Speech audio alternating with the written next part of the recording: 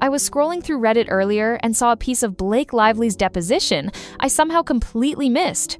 And the more I read it, the more I sat there thinking, wait, are we actually talking about sexual harassment here, or are we just throwing legal words at whatever sounds serious in the moment? Because the question was simple: who sexually harassed you? And the answer somehow turned into a conversation about a studio chairman, corporate hierarchy, and feeling dismissed. And I'm not gonna lie, I had to go back and read it twice just to make sure I wasn't misunderstanding what was being said. It makes me wonder if Blake Lively actually knows the difference between sexual harassment and gender discrimination, because reading that exchange, I genuinely can't tell if she's confused or if she's just grabbing whatever term sounds scariest and hoping nobody pulls out a dictionary. Did I miss the meeting where we stopped using dictionaries? So Blake gets asked under oath who sexually harassed her, and she names Justin Baldoni and Jamie Heath. That was the expected answer. But then the lawyer asks if there's anyone else, and she throws Steve Sarowitz into the mix. For those who don't know, Steve Sarowitz is the billionaire CEO of Wayfarer who funded the movie. He's not on set making creative decisions or directing scenes. He's the money. The guy at the top of the food chain who signs checks and occasionally pops in to see how his investment is doing. So the lawyer asks the obvious question: how did Steve Sarowitz sexually harass you? And Blake says, I kid you not, that he was chairman of the studio while she was raising concerns. She felt dismissed, and she believes her gender played a role. Right. I'm gonna need everyone to sit with that for a second. I kept waiting for the rest of the sentence, and it never came. She was asked how this man sexually harassed her, and her answer is that he had a job title while she had feelings about how the company handled things. That's not harassment, babe. That's a bad Yelp review. That's I emailed corporate and nobody got back to me, and I think it's because I'm a woman. Which, hey, maybe that's annoying. Maybe that's even worth complaining about. But that's not what she was asked. She was asked about sexual harassment, and she described an org chart. The lawyer keeps pushing because lawyers get paid by the hour, and also because what the hell was that answer? Did you ever discuss any of this with Steve Sarowitz? No. Did he ever say anything inappropriate to you? No. Did he ever actually interact with you in any meaningful way? The answers keep coming back empty because there's nothing there. She's accusing this man of harassment, and she's never even had a conversation with him about it. How do you dismiss someone's concerns when they never brought those concerns to you?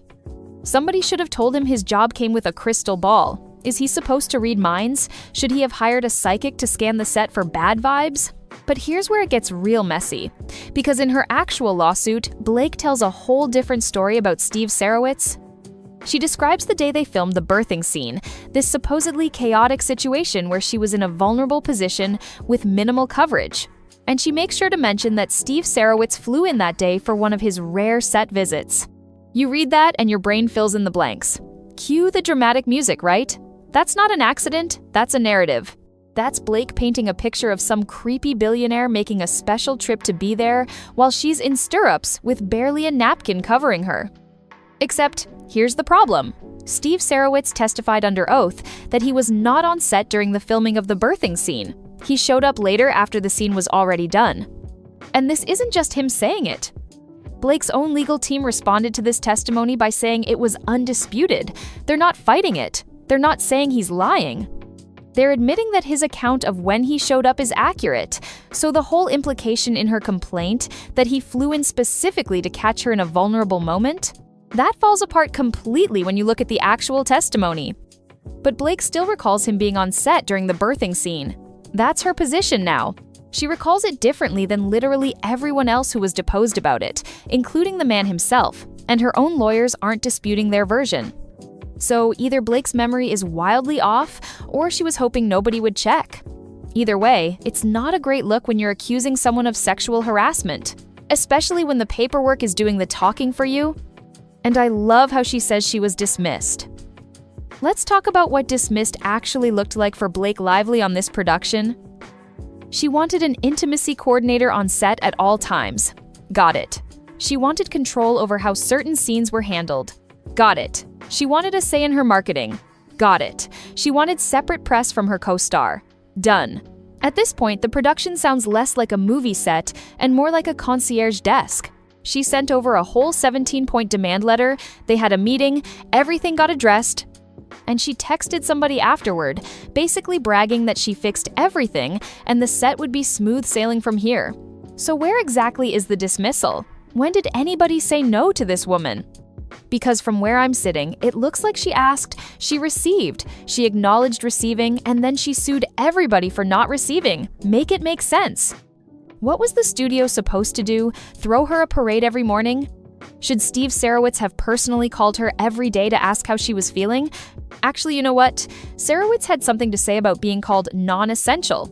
And honestly, fair point. He said in his deposition that while he might have technically been non-essential, he invested $30 million and paid for her salary, and that he considers that to be essential. Then he said if she considers that not essential, she can send him a check. The man is not playing around. The thing is, by throwing Steve Sarowitz onto the same harassment list as the people she actually had interactions with, she's watering down her own accusations. If Baldoni and Heath did what she says they did, lumping them in with a guy whose crime is being rich, while she felt some type of way and who wasn't even there when she claims he was, makes the whole thing look shaky. It's like filing a police report saying you got attacked by a pit bull, a Rottweiler, and also a Chihuahua that was in a different house at the time. One of these doesn't fit, and including it makes people wonder if you actually know what an attack is, and everybody watching can smell it. And this is the game now, apparently. Words don't mean what they mean anymore. They mean whatever Blake needs them to mean to keep her lawsuit alive. Words just mean whatever's convenient now, I guess. Sexual harassment isn't about someone actually doing something sexual or harassing. It's about hierarchy and feelings and whether she felt heard. Dismissed doesn't mean anybody said no. It means they said yes without kissing your ass, just the way you like. Being present doesn't mean you were actually there. It means she remembers you being there even when testimony proves otherwise. Feeling dismissed isn't sexual harassment. That's not even in the same zip code. The closest thing is gender discrimination, and I don't see how she could prove that. But she can't just swap in whatever term sounds scarier and hope nobody notices. You want to know how you can tell when someone's reaching? When the story shifts depending on what's provable. In the lawsuit, Sarowitz flying in on birthing scene day is painted like something sinister.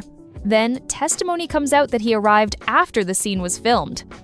Then, in her deposition when she has to explain under oath how he actually harassed her, suddenly it's all vague corporate structure stuff about being chairman and feeling dismissed. That's not someone recounting what happened to them. That's someone whose original story didn't hold up, trying to find new ground to stand on. Funny how that works. Meanwhile, actual victims of actual workplace harassment get to watch this whole circus play out, knowing that every time someone with Blake's resources plays mix and match with legal definitions and makes accusations that fall apart under testimony, it makes their own stories harder to tell. People with actual cases already have an uphill battle, and now they get to watch a movie star accuse a man of harassment based on a story that her own legal team doesn't even dispute as wrong. Thanks for that, Blake. Really helpful contribution to the cause. At this point, it's not testimony, it's improv. But hey, that's just my read on the depositions. What do you think? Does "he was chairman while I felt dismissed" sound like harassment to you, especially when the other story about him didn't hold up? Let me know in the comments. I'll be there sorting through this mess. And just remember, that's my opinion!